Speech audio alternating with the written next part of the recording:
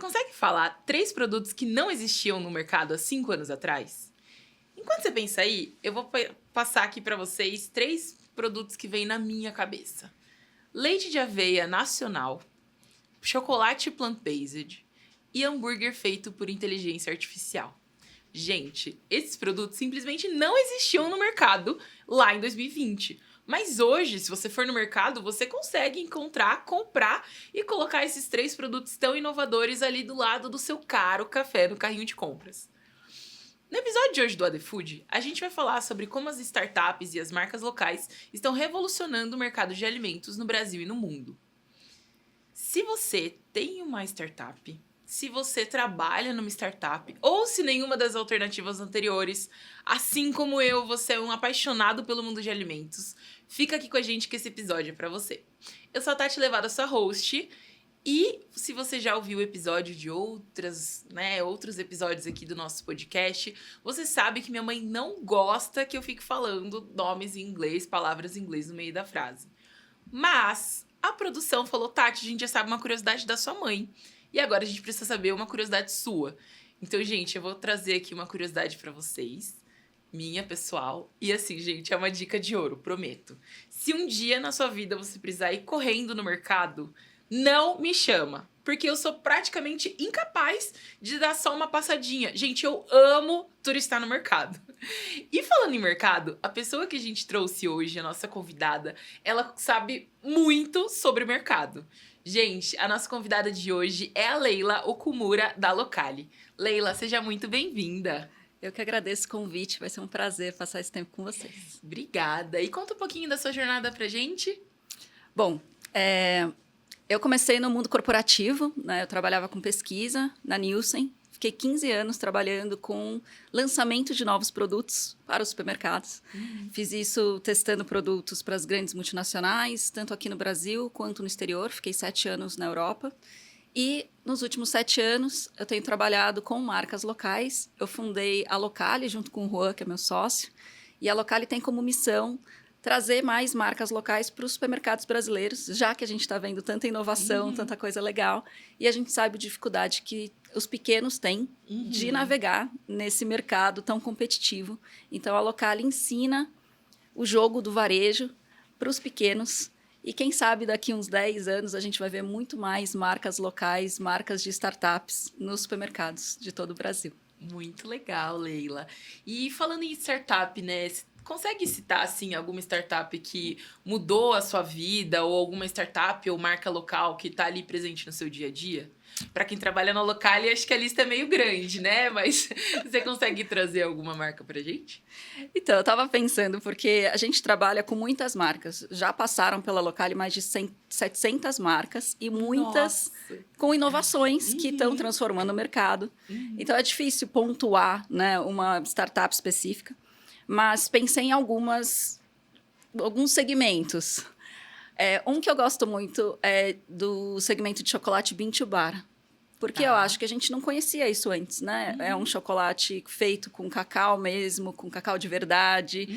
Muitos, né, utilizando cacau brasileiro, poucos ingredientes, que é um sabor de chocolate que eu acho que eu nunca tinha experimentado antes e eu descobri isso. Muito legal. Então, foi muito bacana.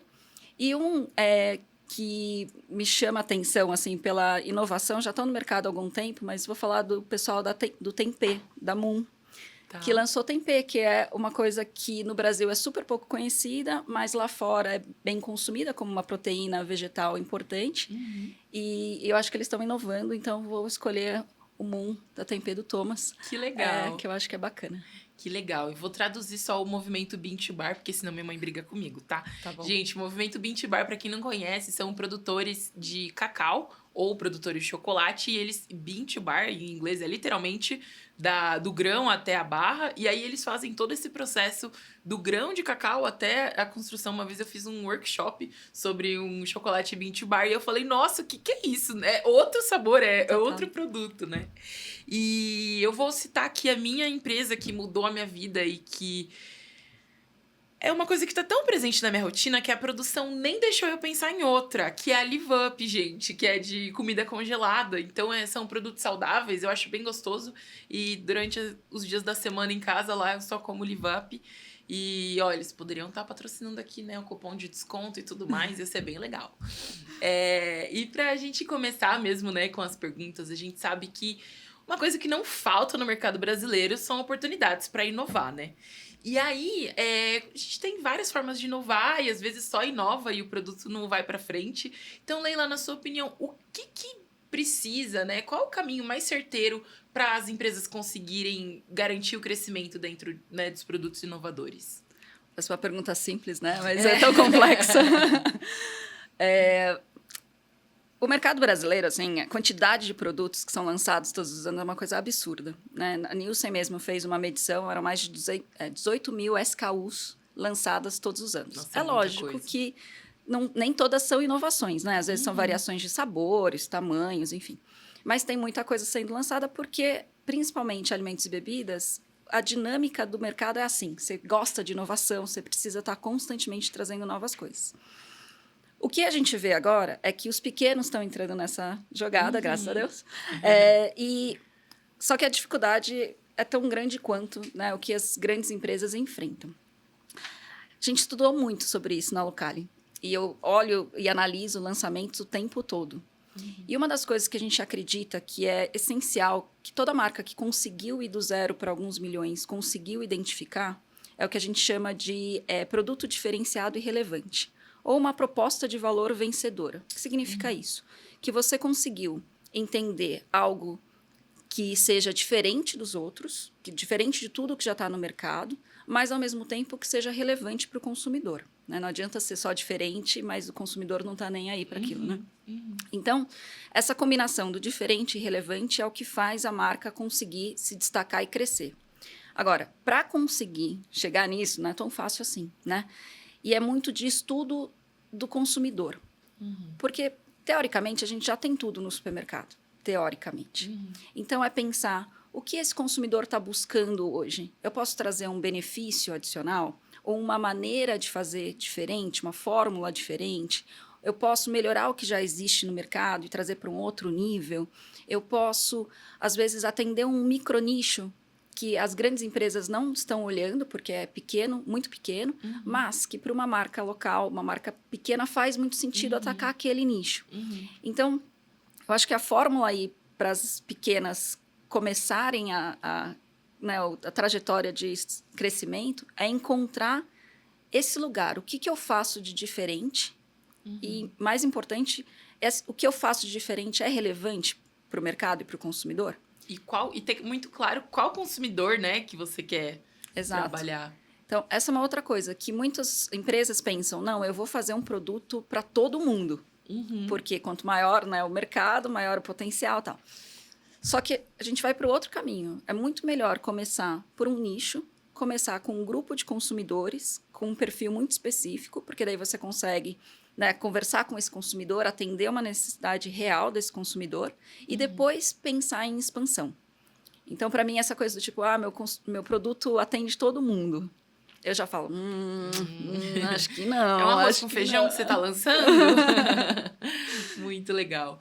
E tem, assim, alguma forma que você acha mais saudável, né, para a empresa conseguir realmente manter essa consistência, né, nesse período de crescimento? Porque a gente vê muito também acontecer, as empresas vão crescendo e ela vai perdendo o que tinha de diferencial quando ela era pequena, não consegue manter. Então, o que você acha que ela pode fazer para manter de forma sustentável e também consistente, né? Para, enfim, conseguir crescer com aquele core dela. Então, é uma dificuldade real quando você começa a escalar de manter algumas características. Eu vejo a dor do empreendedor nesse momento. E eu acho que faz parte adaptar. Porque muitas vezes a produção começa muito artesanal e quando começa a industrializar, precisa acomodar alguns ingredientes diferentes, talvez, ou algum processo diferente. Eu acho que isso faz parte da evolução, contanto que, né, a qualidade ou aquilo que encantou os consumidores no primeiro momento continue sendo uma fortaleza, né, da empresa. Mas eu vejo isso como uma evolução, porque os processos produtivos precisam evoluir, né, à medida que a empresa cresce. Ontem mesmo eu estava fazendo uma mentoria e essa era a dor. A empreendedora falou, eu não quero sair do artesanal, eu acho que para mim é muito importante. Eu entendo isso, né? Porque é um core importante de quem começa nesse momento. Mas são as dores do crescimento, Sim, né? sim. E a escala tem que fazer parte da jornada dessas marcas. Eu sempre falo, não dá para ficar pequeno por muito tempo. Exato. Porque senão acaba fechando as portas, porque é um jogo de escala, né? Exato. Infelizmente. E eu já trabalhei em empresa que era fábrica, e era uma fábrica de alimentos com toda a complexidade que tem uma fábrica, e o processo era tudo artesanal. Então, assim, dá para manter o ponto artesanal ali, né? E ter esse cuidado de ser literalmente pessoas colocando os ingredientes, fazendo montagens, mas numa escala ali de... O consumo da empresa que eu trabalhei era de saladas prontas e sanduíches prontos. E o consumo diário, na época que eu trabalhei, era de 1 tonelada de alface por dia. Então, assim, era muita gente, era uma rotatividade, uma cadência absurda. Então, assim, gente, você aí de casa pensa quanto que pesa uma folhinha de alface e agora multiplica para dar 1 tonelada por dia. Era muito grande, assim. Então, realmente é importante a gente manter a qualidade nos processos, né? E quando a gente fala de marcas locais, tem muitas marcas que pegam literalmente o movimento de localismo, né? Então, de trabalhar com produtores rurais, produtores familiares, enfim. E a dificuldade de você ter uma padronização de ingrediente, né? É muito, muito doido isso, assim, né? E muito... Mas muito legal esses pontos que você trouxe, acho que faz total sentido, né? E quando as empresas vão chegando, né? Elas vão passando e vão crescendo e vão começando a falar, vamos crescer um pouquinho. Lá no programa, né, do MS Ventures, que você aí que, de casa que já ouviu, já falei algumas vezes aqui, depois a gente bota nas descrições ali mais informações. E eu acompanho, né, esse momento de crescimento das empresas, participo de algumas decisões em conjunto, né, dou ali o suporte para os empreendedores para fazer algumas decisões de negócio. E, Leila, eu prometo pra você que todas as empresas, a hora que a gente chega, tá ali com o produto lindo, maravilhoso. A hora que a gente fala, e aí, vamos vender onde? Aí todo empreendedor, primeira coisa que fala, eu vou pro físico ou pro digital, né? Então, assim, E aí, depende da empresa, depende do tamanho, depende do quanto que a pessoa pode desembolsar. Queria entender do seu lado, o que você acha que é o mais importante para pesar nessa decisão do empreendedor de escolher o caminho físico e o digital? E até falando aqui, né, para quem tá ouvindo a gente não conhece muito bem, o mercado físico ele é basicamente o supermercado, né, o varejo, a vendinha, e o mercado digital ele é o e-commerce ou o marketplace, né, que você vai e compra na loja oficial lá no Mercado Livre, alguma coisa nesse sentido. O que deve pesar na decisão do empreendedor? Para mim, uma que, assim, quando você tem uma startup de alimentos, né, existem múltiplos cenários ou múltiplos canais possíveis, né? Então, além do digital, do físico, as pessoas podem exportar, as pessoas podem ser para o food service, restaurantes, vários restaurantes, tem múltiplos canais, né? Não tem um caminho único de fórmula mágica. Mas o que eu sempre falo para os empreendedores é entender primeiro o core, no sentido de o que a pessoa tem mais aptidão, porque eu acho que requer esforços e aptidões diferentes para cada canal. Então, por exemplo, quando a gente está falando de supermercados, que é o que a gente mais fala na Locali, né? O empreendedor ele precisa gostar do jogo do varejo. Ele precisa gostar de ir para a loja e ficar no supermercado, visitando o supermercado. Ai, me chamem para isso, gente. Tô pronta. Ele precisa gostar da execução, ele precisa gostar do jogo da negociação com o supermercado, né? Porque não é um jogo qualquer. Então, ele precisa gostar desse dia a dia da execução. Tem gente que brilha os olhos e fala, não, o que eu gosto mesmo é visitar a loja, fazer gôndola, falar com o comprador e falar com, né, o gerente de loja, fazer o meu produto ficar bonito na gôndola e tal. Precisa gostar disso. Precisa gostar desse jogo na loja, sabe? Já para o digital, eu acho que é um jogo um pouquinho diferente, no sentido de precisa entender como é que você faz para ganhar audiência, como é que você faz para gerar tráfego para sua loja, porque não adianta, né, um online se você não consegue entender como criar não audiência, né? consegue fazer as pessoas chegarem, né? Na sua lojinha tá lá, se a gente for pensar no mundo físico, sua loja tá lá aberta, teus produtos estão na gôndola, mas ninguém entra na sua loja para visitar, né? Então, o online, ele é muito, muito disso, né? Ele precisa estar casado sempre com o marketing digital. Então, para você, o que pesa é do cara gostar do jogo da negociação, e se ele tiver pavor disso, começa ali pelo digital. Seria mais ou menos isso. Porque tem muita gente que fala, eu quero vender para os supermercados, mas acho que é injusto o que eles fazem, a maneira como eles fazem. Já começou errado para mim, né? Se você está disposto, você quer crescer com o varejo, você precisa entender o varejo. E o digital é a mesma coisa, né? Você precisa entender o digital.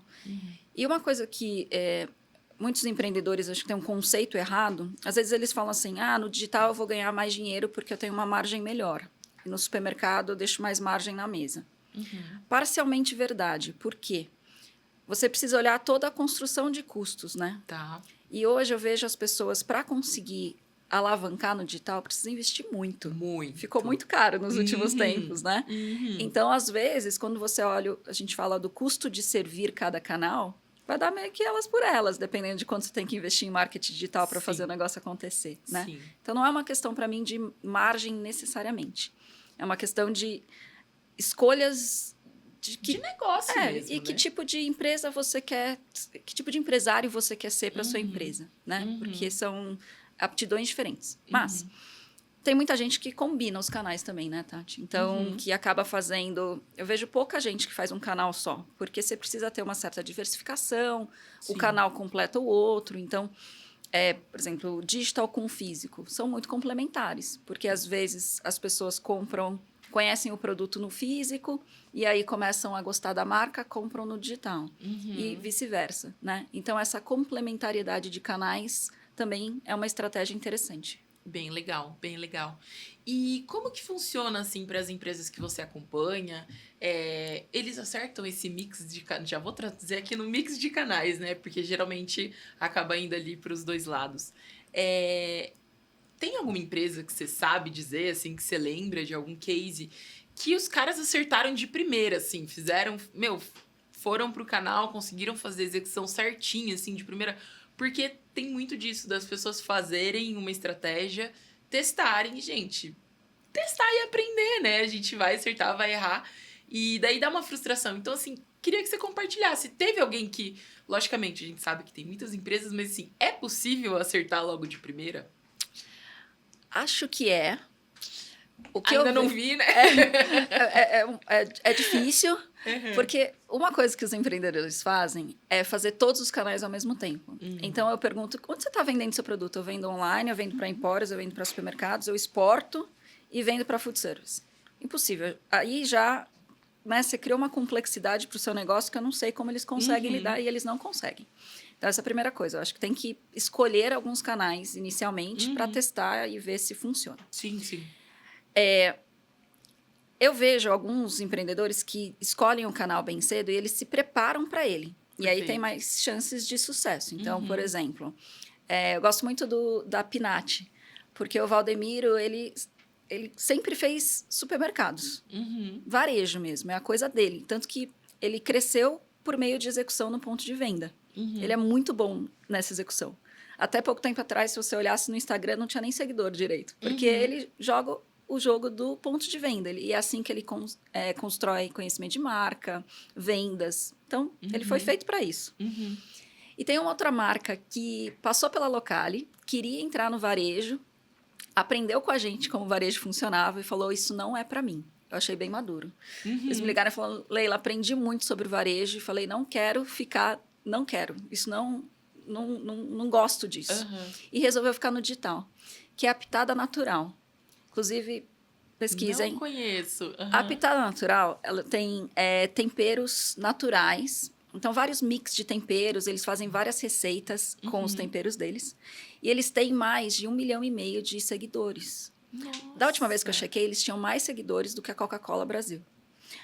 Gente! Porque eles fazem um trabalho incrível. Que loucura! Digital, porque eles estão nesse meio há anos. E eles vendem muito online. E só vendem online? Só online. Porque eles falaram, se a gente for para o varejo, eu vou ter que adaptar meu mix, adaptar minha Sim. embalagem, vou ter que adaptar muitas coisas. Então, eles Aham. estão no online até hoje. Gente, que loucura. É E que muito legal, incrível. né? Deu muito certo. Então, é possível. Então, ó, você empreendedor que tá ouvindo a gente aí, saiba que se não tiver dando no seu canal, tá na hora de fechar algum, mas calma que os outros que você manter aberto, em algum momento vai dar certo, né? E muito legal isso, sim. E quando a gente fala de empreendedorismo no Brasil, é muito complexo. É muito difícil ser empreendedor no Brasil. E quando a gente olha ainda para o nicho de alimentos, fica muito mais difícil. É jogar o jogo no modo hard. E aí, qual que é, né? É muito difícil você conseguir um espaço em gôndola. É muito difícil em mercado, varejo, vendinhas, empório. Como que funciona? Como que você faz para conquistar esse seu espaço em gôndola? É difícil mesmo ser empreendedor de alimentos e bebidas, acho principalmente no Brasil. Toda vez que eu conheço novos empreendedores, eu fico admirada. Precisa ter resiliência, porque é uma sprint, não é uma sprint, é uma maratona, né? Você precisa estar preparado por alguns anos para conseguir ganhar essa atração, né? Então, não é um jogo rápido, tá? Hoje, na Local, a gente fala de 4 pilares para as marcas conseguirem sucesso nesse canal. Então, eu vou citar as 4 para vocês entenderem, né, os diferentes ângulos que o empreendedor precisa considerar. Então, primeiro é a proposta de valor, né, essa diferenciação. E muitos empreendedores passam alguns anos encontrando essa diferenciação. E você vê, né, eu gosto de acompanhar a jornada das marcas, você vê eles tentando, e é bonito ver, porque eles lançam, sei lá, tem uma marca que lançou uma comida congelada, aí falou, não é isso. Depois lançou um oatzinho, era uma aveia, também não era isso. E aí hoje vai para uma barra de proteína. Hoje é um snack proteico. Olha, a proteína estava aí. Então, essa evolução é essa busca pela diferenciação. E é um caminho. Você precisa estar no jogo para trilhar isso, porque você precisa estar aprendendo, né? O consumidor deu feedback, quem é o consumidor e assim vai. Então, essa é a primeira etapa. A segunda etapa que a gente fala são vendas estratégicas, que entra na questão do canal. Precisa escolher bem o canal e entender o canal. Então, pensar muito bem em margens, como é que você vai entrar nesse canal através de força de venda direta, representantes, distribuidores, estruturar essa negociação, né, para garantir que as vendas vão fazer sentido, né? O canal que você escolheu e como você está desenvolvendo as vendas vão fazer sentido e vão trazer realmente lucro para a empresa. O terceiro ponto é giro de produto, que a gente fala também de geração de demanda. Tem muita gente que vende para o canal, então vou falar de supermercado específico, vende para o supermercado e deixa o produto lá. E fala, não, é responsabilidade do supermercado vender meu produto. Vai nessa. Acredita assim, né? E a gente sabe que não, o supermercado ele cede o espaço ali e fala, bom, agora me ajuda a vender. Te vira, exato. Então aí vem toda a questão de ações para promover a marca dentro e fora de loja, vem parcerias estratégicas, vem toda essa construção do movimento para gerar demanda para o seu produto. E o quarto pilar é construção de marcas memoráveis. Eu acredito que como empresas de bens de consumo, né, que estão nos supermercados ou estão no digital, precisa ter marca. Hoje em dia não dá para ser só um produto, né? E essa construção de marca, apesar das pessoas falarem, eu tenho que investir milhões, eu não tenho dinheiro para investir em marca. Não é, porque tem muita marca que construiu ao longo da jornada sem muito dinheiro, né? Que foi fazendo meio que orgânico. E é super importante fazer isso desde o dia 1 da marca, né? Não dá para só... acho que a gente fala desses 4 pilares porque é muito comum os empresários focarem em um só. Entendi. E falar, por que não tá dando certo? Eu falo, porque tem as outras coisas Deixa aqui. eu te mostrar, senta aqui comigo, deixa eu te mostrar os 3 que você tá deixando de lado, né? Então, precisa pensar nisso como um todo, né? Não é só vender, por exemplo, ou não é só fazer mídia digital. Precisa ter uma composição de ações para te dar mais chance de sucesso. E tem que fazer isso consistente, Tati. Consistente, né? E por muito tempo. É aquela disciplina, sabe? Tipo, não deu certo, continua. E aí uma hora vai. Uma hora vai. Eu vejo que tem muitos empreendedores da área de alimentos que não são da área de alimentos. E aí quando a gente começa a falar de toda a complexidade da cadeia de produção, da cadeia de ingredientes, da cadeia de embalagens, de toda a complexidade enfim, questões regulatórias e tudo mais. A pessoa fala, vocês estão ficando loucos, eu só tava vendendo aqui, sei lá, meu brownie, e aí agora vocês estão falando que eu tenho que colocar uma tabela nutricional, aí é muita coisa, eu não quero, né? Então, também para as marcas entenderem essa profissionalização, principalmente de marcas locais, né? E que começam, né, com essa vendinha pequenininha, vendendo para os amigos e vão começando a crescer, se estabelecer como marca mesmo, é muito difícil, né? Porque a gente tem aí várias carreiras aí que são focadas somente no estudo técnico de alimentos, então às vezes a pessoa vem com um olhar de empreendedor de outras áreas, que é uma coisa um pouco mais tranquila, mas a gente tem que lembrar também quando a gente está falando de alimentos, a gente está falando da saúde da população, né? Então tem que ser um produto de boa qualidade, que tenha uma inocuidade, minha mãe vai gostar dessa palavra em português.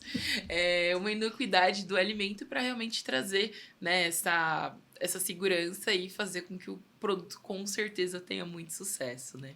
Tem um ponto, Tati, que aproveitando seu gancho, acho que 90% dos empreendedores que estão e procuram a Locale vieram de outras profissões. E coisas, assim, físico, dentista, médico. Sim. Sabe, que cansaram da profissão e falaram, Sim. agora eu quero lançar a minha barra proteica. Exato. Eu falo, ok, vamos lá, exato. E aí, se quiser lançar e não sabe como, fala com a MS Ventures, né? Então aqui, pessoal, hora do merchan, momento do ad aqui no nosso episódio. MS Ventures é o programa de aceleração de startups da MasterSense. A gente trabalha com desenvolvimento de produtos, a gente faz um projeto personalizado para sua empresa, dependendo da sua necessidade. E aí, quando a gente, né, você pode trabalhar com a gente faz um produto e trabalha com toda a nossa equipe técnica. Chegou, o produto tá perfeito. E aí, como é que eu lanço no mercado? Aí eu chego lá. Oi, Leila, tudo bem? Olha, tem a pessoa que tá com um produto maravilhoso pronto para ir. E como é que funciona, né? Quando chega na Locale, como que é o processo de vocês?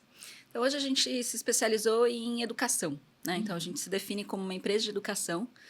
E a gente tem desde cursos online para quem quer só entender o comecinho da jornada, até toda uma jornada de aprendizado, que é a academia e comunidade Locale, que a gente tem os cursos, palestras, webinários mensais. A gente convida varejista para falar, outros empreendedores para dizer, né, caminho de sucesso, ou o caminho do não tão sucesso também, os erros cometidos. Então, a gente coloca esses empreendedores numa imersão sobre mercado e sobre supermercados, né, varejo, para eles aprenderem. É quase um curso, né, intensivo assim, de mercado. Então, a gente tem essas possibilidades e a gente também tem feito muita mentoria para quem quer um atendimento mais individualizado, mais customizado ali, e consultorias também para pensar em posicionamento, go-to-market. Então, vai um pouquinho dependendo do momento do empreendedor e do perfil, né? Muito legal, muito legal.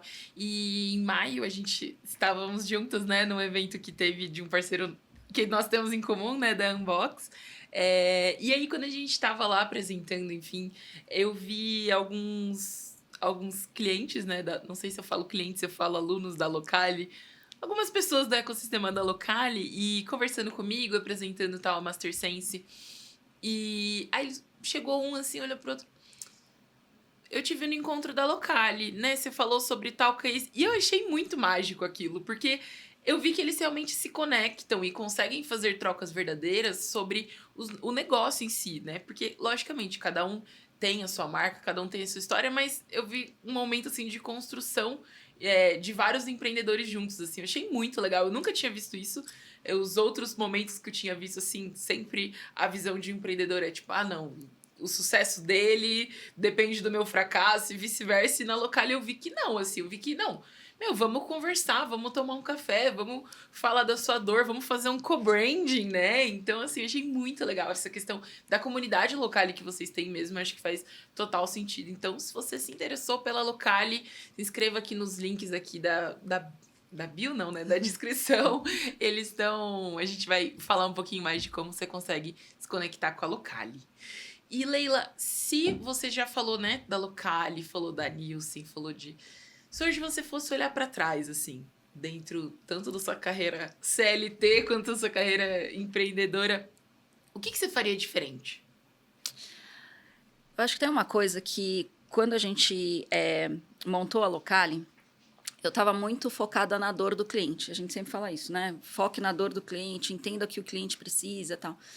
E, na época, o cliente falava, Leila, eu preciso vender. E a gente fez 1 ano e meio, eu e o Juan, trabalho de representação comercial. Nossa. Eu nunca tinha vendido produto, gente. Eu vendia pesquisa de umas centenas de milhares de reais, né? Eu falei, tá bom, eu vou vender para você então. E aí eu fui fazer porta a porta. Eu negociei com o Marché, foi muito legal. Com varejista mesmo, negociei para várias marcas locais. 1 ano e meio. Eu só ficava no carro, indo de lugar a lugar, negociando com um monte de sacola de amostra, fiz isso. Só que eu descobri que não era a minha aptidão. Eu sou uma pessoa analítica, né? Eu sou uma pessoa estudiosa, eu gosto de falar sobre conceitos, sobre falar de estratégias, né? De posicionamento e tal, de pesquisa. E eu estava vendendo, que é uma ação muito... Para quem é vendedor, sabe que é, né, intenso de atividade social e tal. Eu sou uma pessoa introspectiva, né? Então, um aprendizado para mim é pensar no que você é bom como empreendedor. Você precisa trazer sua fortaleza para o negócio. E a gente estava muito ignorando isso e falando, não, a gente vai fazer o que o cliente precisa. E quando a gente descobriu, alguns anos depois, que, poxa, na verdade, vamos utilizar o nosso core, que é o analítico, que é o conhecimento, que é a estratégia, e vamos ensinar essas pessoas, porque só vender por elas, a gente não está solucionando nada, na verdade. São 2, né, para chegar nesse número aí de mais de 700 marcas, né, realmente não ia dar jogo, né? E o negócio não ia parar em pé, porque quando a gente começou a crescer, tinha que começar a contratar gente e tal, e não fechava. O Business Economics ali... Ai, desculpa, eu sou mãe. O modelo de negócios não funcionava. E, então, acho que é isso. Para mim, toda vez que eu falo com um novo empreendedor, eu tento entender quais são as fortalezas que esse empreendedor traz. O que ele traz também da carreira anterior dele, que a gente pode... né, aproveitar e potencializar no novo negócio. Eu acho isso essencial. Porque, às vezes, você está tão saindo da zona de conforto. Eu acho que, lógico, você vai sair da zona de conforto. Mas não precisa ser totalmente o oposto. Porque quando você joga na sua fortaleza, né, o negócio rende mais, né? E a gente tem que pensar, principalmente, né? Você até falou, pergunta da carreira anterior. Cara, se ele for sair da zona de conforto de novo, ele não vai gostar de novo, né? Ele já é uma segunda carreira, né, que ele tá trilhando. Então, é muito importante. E teve alguma marca, assim, que... Não precisa citar, tá? Mas se aconteceu. A pessoa quer lançar um produto que você falou, isso aqui não faz sentido nenhum. E, sei lá, a marca deu certo. Ou algum produto. Não sei se... não era o mercado que estava preparado, ou o consumidor que não estava preparado para receber, mas alguma coisa você falou assim, gente, eu não sei que milagre que aconteceu aqui, mas deu muito certo, assim, já aconteceu? Ou quando você olha por toda a sua carreira, você fala, gente, isso aqui, pelo amor de Deus, não faz sentido, e realmente não fez sentido. Eu acho que tem alguns. Eu posso citar porque eles deram muito certo, né? Mas, por exemplo, o começo do Super Coffee. Eu adoro o case do Super Coffee. Acho que eles construíram algo muito bonito ali. Eles trouxeram a questão do Super Coffee, que não era conhecido no Brasil, né? Que era o do juntar óleo de coco tinha alguns ingredientes que juntavam para fazer o Super Coffee para te dar mais energia, né? Do que um café tradicional. E era muito surreal você comprar uma latinha um valor alto para um negócio que você não tinha certeza se funcionava ou não e criou uma legião de fãs, né? Então, eles tiveram algumas pivotagens também do negócio, mas eu acho muito incrível o que eles fizeram. Por muito tempo eu fui viciada em Super Coffee, achava o máximo. Me desvinculei pela redução da cafeína, mas eu acho muito bonito que eles construíram. E o caso também que já passou por aqui da Mais Mu, né? Quando eles colocaram a garrafinha de whey no supermercado... Garrafinha com pó, com né? pó. E ar, pó e ar. Tipo a batata Ruffles, que vem batata e ar junto na embalagem, eles estão vendendo pó e ar, né? Era meio surreal no começo, né? Eu lembro a primeira vez, falei, sério, que tá fazendo isso? Né? Quem que vai comprar isso, né? E eles foram evoluindo, tanto que eles pivotaram e o que deu certo mesmo foram os outros produtos, né? Mas aquilo chamou muita atenção do mercado, né? Foi importante para eles, para se destacar e ter um ponto de vista em relação ao whey, que eles queriam democratizar o whey. Então, são coisas assim que, no primeiro momento, eu falei, não sei. É meio esquisita essa história, né? E depois a história vai sendo feita, assim, né? Mas aí, de novo, né, não era só o produto, eles estavam trabalhando todos os outros pilares, né? Exato. Eles trabalhavam construção de marca, ações de geração de demanda. A praticidade do produto, né? De ensinar as pessoas, porque eu lembro, eu mesma, a primeira vez que eu vi pra vender, eu falei, gente, que embalagem grande, vem só um pozinho só pequenininho. Daí eu peguei pra ver, né? Eu, turista de mercado, peguei pra ver, adicione água. Falei, nossa, você adiciona, já vem na quantidade certa. Olha que inteligente. Que o Gu sempre comenta, né? Fala, como ninguém pensou nisso antes, né? E realmente faz muito sentido, né?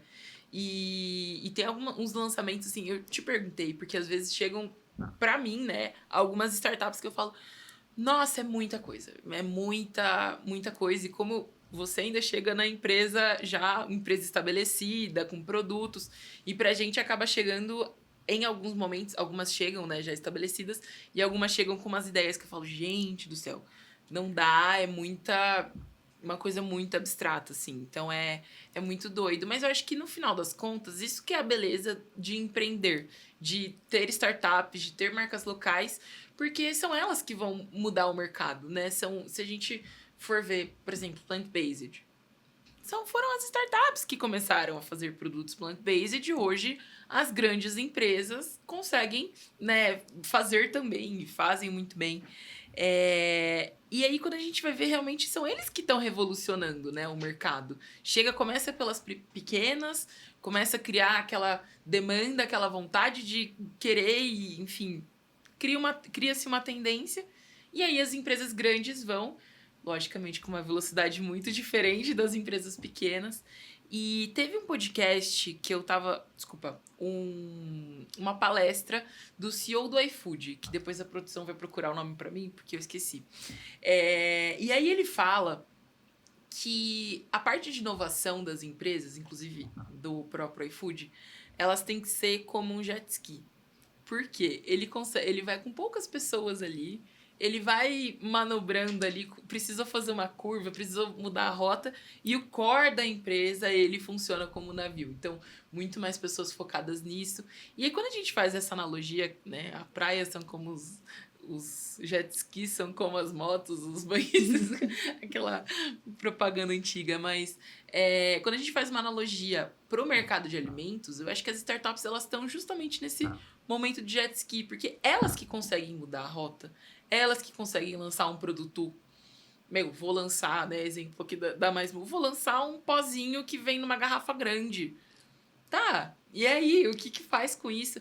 Poxa, as pessoas, olha, eu posso tomar whey nesse momento. A embalagem do whey é igual a embalagem do meu suco de laranja. Eu posso tomar no mesmo...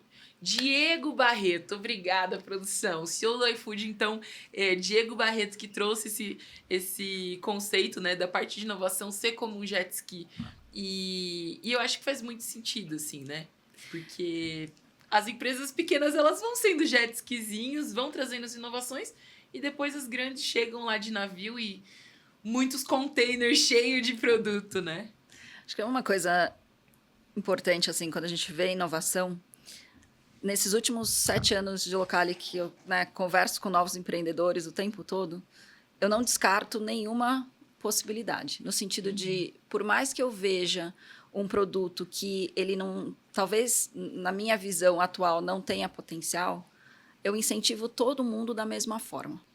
Porque eu acredito muito nessa transformação de aprendizado. Perfeito. E, às vezes, o produto ele pode não ter potencial agora, mas se o empreendedor foi muito bom em construir essa narrativa e desenvolver essa necessidade, pode acontecer, né? Então, eu sou muito aberta para todos os tipos de inovação e loucuras, porque eu acho que a gente precisa disso no mercado. Porque se eles não tiverem essas loucuras, a gente vai ficar estagnado, né? Então, eu incentivo muito qualquer ideia. Por mais que eu fale, nossa, tem certeza? Mas eu incentivo. Eu falo, não, vamos lá, vamos pensar, vamos Nem olhar que a para o gente consumidor. fale junto que realmente não dá certo, mas... Porque tem essa jornada de... Eu preciso ter um lançamento primeiro Sim. para começar a aprender. Não tem como fazer... Né? Grandes empresas testam com empresas de pesquisa, tipo a Nielsen. Gastam centenas de milhões de reais fazendo pesquisa. Empreendedor não tem essa ferramenta. Tem que ir, né? Exato. E o risco é baixo, né, Tati? Porque se você pensar no alcance de uma marca local, é pequeno. Então, se você entrou no Marché, não deu certo, tira do Marché e volta depois dos 2 meses com outro produto ou com um produto melhorado. E não Dá é tempo, né? não é que ninguém vai morrer ali, né? Não tem uma questão de reputação de marca como as grandes empresas têm para zelar. Você não tem, você está construindo do zero. Então, tudo bem você se transformar e falar, não deu certo, tira e volta. Beleza, né? E Leila, você comentou da questão de construção de história, né? Para geração do produto, geração de demanda do produto. Eu vi ontem uma postagem sobre, eu não sei se você viu sobre isso. Tem uma blogueira aí da geração Z que não quer beber, mas quer fumar vape, né? Que, para quem não sabe, é um cigarrinho eletrônico aí que virou a diversão da galera. E aí, essa blogueira da geração Z inventou como se fosse um passatempo substituto para pessoa que quer parar de usar vape. Então, quem usa vape, qual que é a situação que essa pessoa usa? Essa pessoa, ela tá saindo ali um momento para espairecer, ela vai ali ao ar livre, se ela estiver trabalhando, vai, enfim, sair um pouco, espairecer, conversa com um amigo e não sei o quê. E é uma coisa e tá na mão. Sabe o que essa blogueira está vendendo? A R$56 a unidade.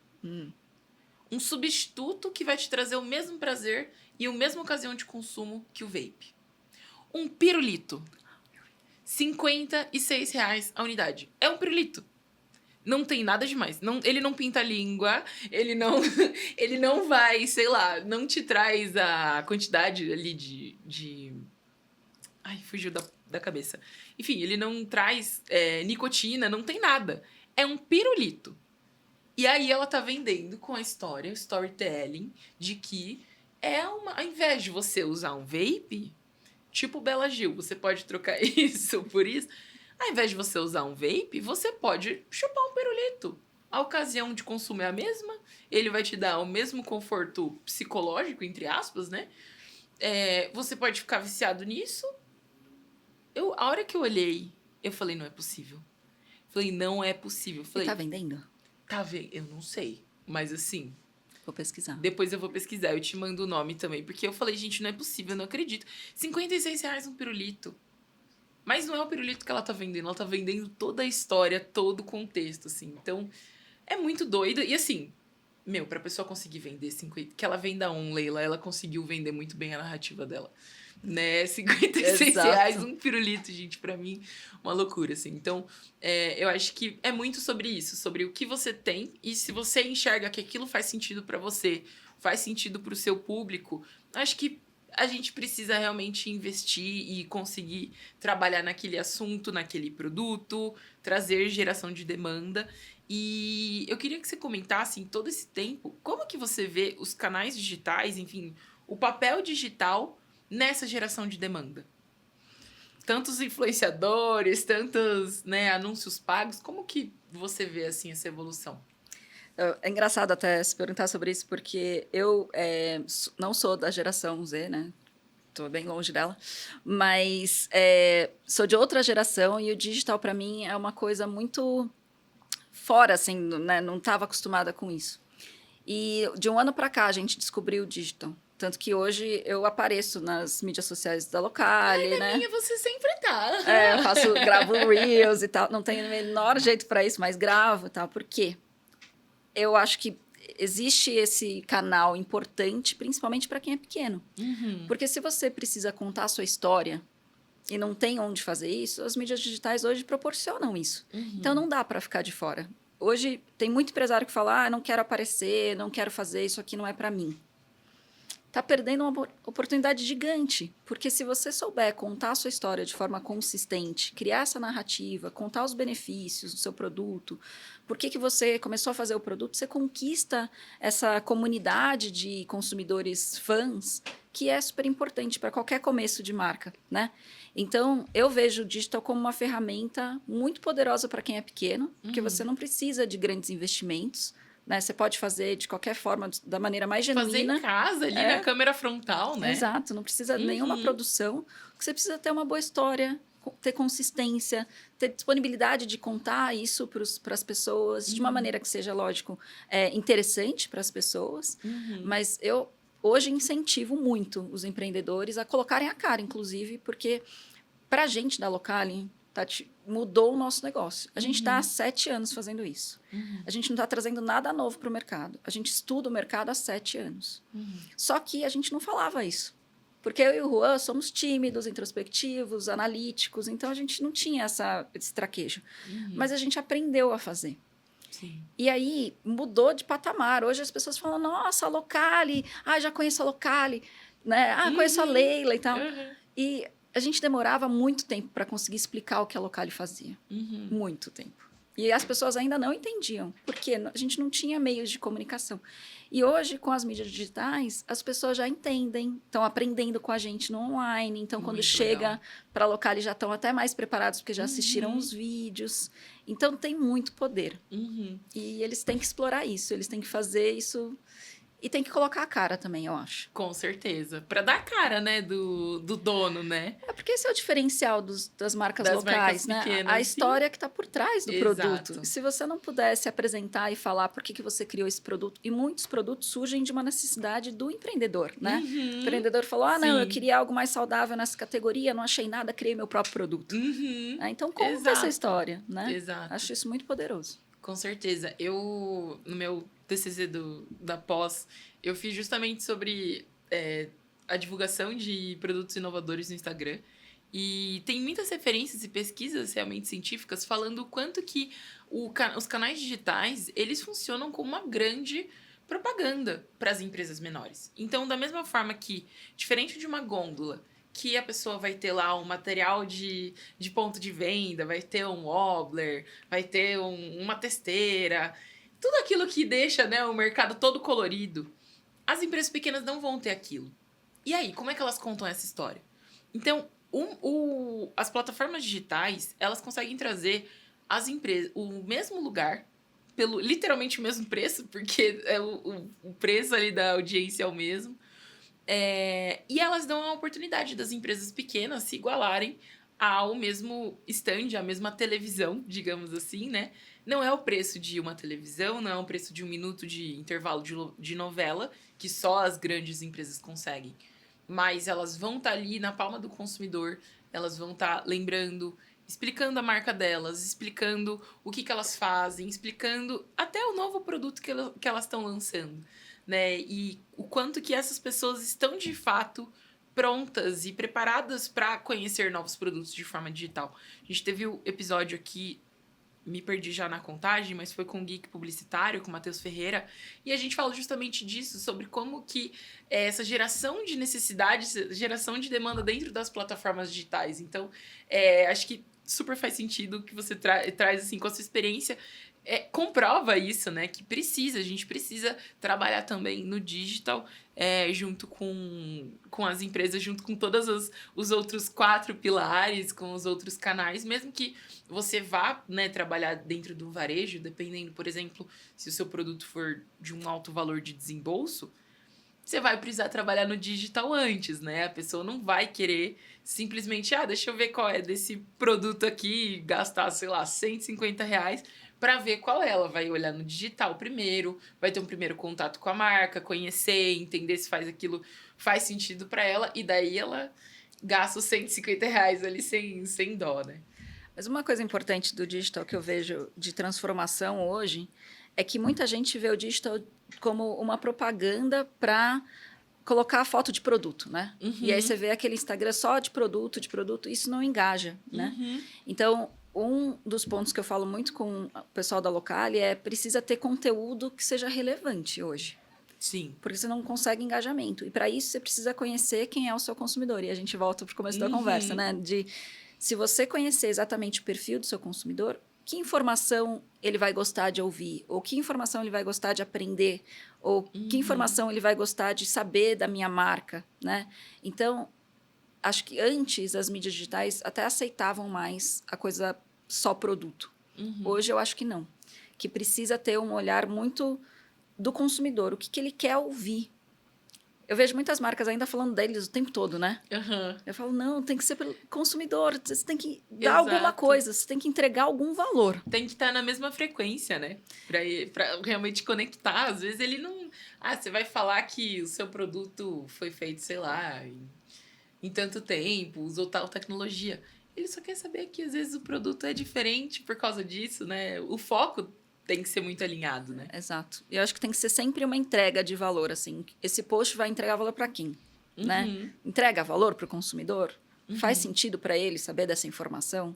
Então, hoje, com a concorrência que a gente tem nas mídias digitais, eu acho que a gente tem que ser mais relevante nas informações do que só foto de produto ou tem uma promoção. É mais do que isso hoje para conseguir esse engajamento e realmente uma construção de uma comunidade relevante ali para a marca, né? Perfeito. A gente tem que pensar, né, que as mídias digitais, o Instagram não é mais só postar uma foto que antigamente nem legenda tinha. A gente tem o TikTok, a gente tem plataforma. Dentro do próprio Instagram tem Reels, né? Tem os vídeos, stories. Então, são várias formas de mostrar o produto, o processo, tudo que acontece na marca. E não só não é uma vitrine, né? Exato. Aliás, uma vitrine que você só vai mostrar o seu produto, você vai mostrar todo o por trás, né? Da conversa. E Leila, eu queria saber se, assim, estou abrindo uma startup agora, estou começando agora, e a Leila só vai me dar um conselho. Qual é esse conselho que você vai dar para essa pessoa? Pensei sobre isso.